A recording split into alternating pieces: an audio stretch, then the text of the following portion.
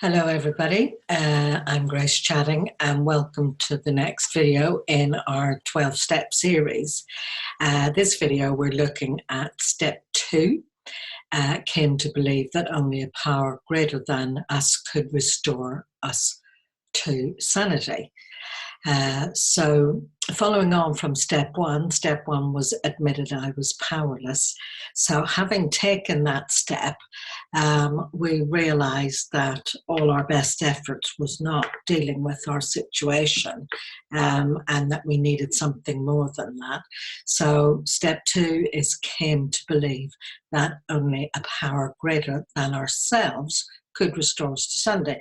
I mean, basically that means that everything that we try, you know all the things that you've done, trying to control your partner, and this applies whether it's he or she, whether it's a husband or a wife.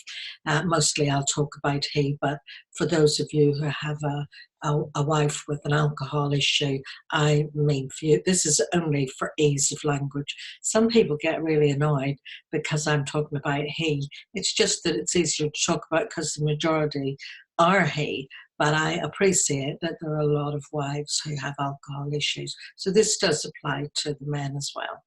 So that came to believe only a power greater than ourselves could restore our lives to sanity.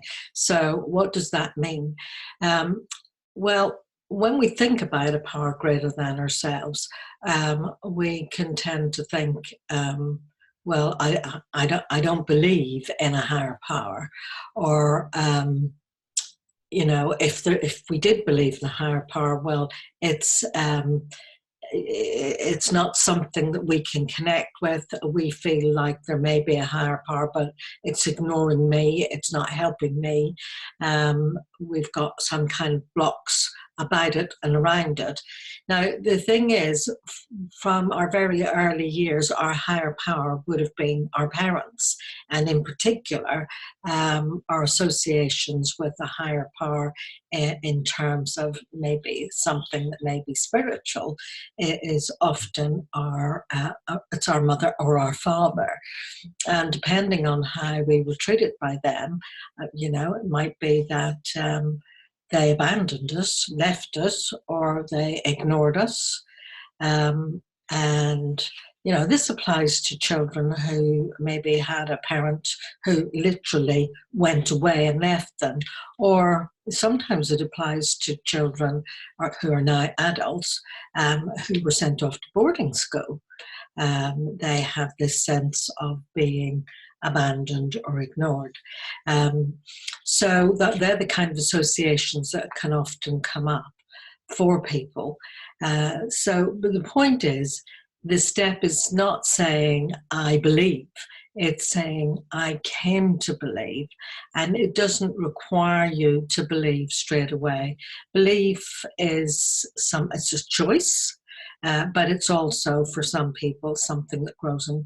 I actually never had a problem believing that only a power greater than myself could restore my sanity. I just so happened, since I was a very young child, I spent a lot of time on my own, and I actually saw pictures of angels and saints and those kind of sacred objects, and I just always had associations with them and find it very easy. When, as an adult, I went along to Al-Anon and became familiar with the 12-step program, I actually found it quite easy to accept that there was a power greater than myself. When we got to the bit, could restore my sanity, many partners of alcoholics seem to think that it's the alcoholic who's the insane one, and that we're all right. Actually, when you stop to think about your behavior, when you stop to think of maybe the years or even decades that you've tried to control someone, that you've tried to control their drinking, that you've tried to control their behavior, all the times that you've stood looking out a window late at night or the early hours of the morning looking to see, are they coming home? When you know fine well, no amount of standing looking out the window is going to make them come home 1 minute sooner than they were going to come home. You know, there's a lot of behaviors that we engage in that are totally irrational and certainly not sane. And, you know, I'm not blaming you. I wasn't blaming me. It's just part of the craziness that goes with the whole situation of living with an active alcoholic. So, you know, it's something that we have to come to. The thing is, there is a certain amount of letting go, and you know, came to believe that only a power greater than myself could restore my life to sanity. So there's a kind of a letting go of trying to do it yourself. And there is great freedom in that. There's liberty in it to just let it go. And whatever your idea of God, a higher power, or whatever, it's just something more than you are, that it requires that to restore your life to sanity. And then to gently reflect on your behaviors, not to judge yourself, not to criticize or blame yourself, but to just notice that actually when you live with an abnormal situation, you kind of become a bit abnormal yourself. And actually, if you, and you know, children in these families where a parent is alcoholic, the children can often understand the behavior of the alcoholic parent because they reason, well, he or she is behaving in that crazy way because they're drunk.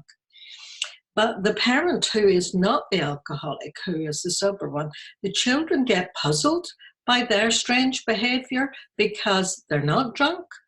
And they wonder, well, why is mum behaving so quick? Why is she standing? Why does she keep looking out the window to see if dad's coming home? He's not coming home.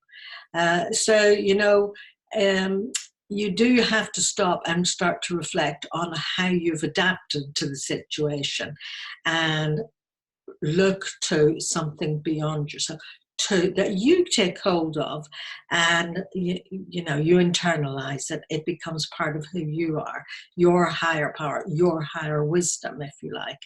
That can, becoming aware of that can restore your sanity.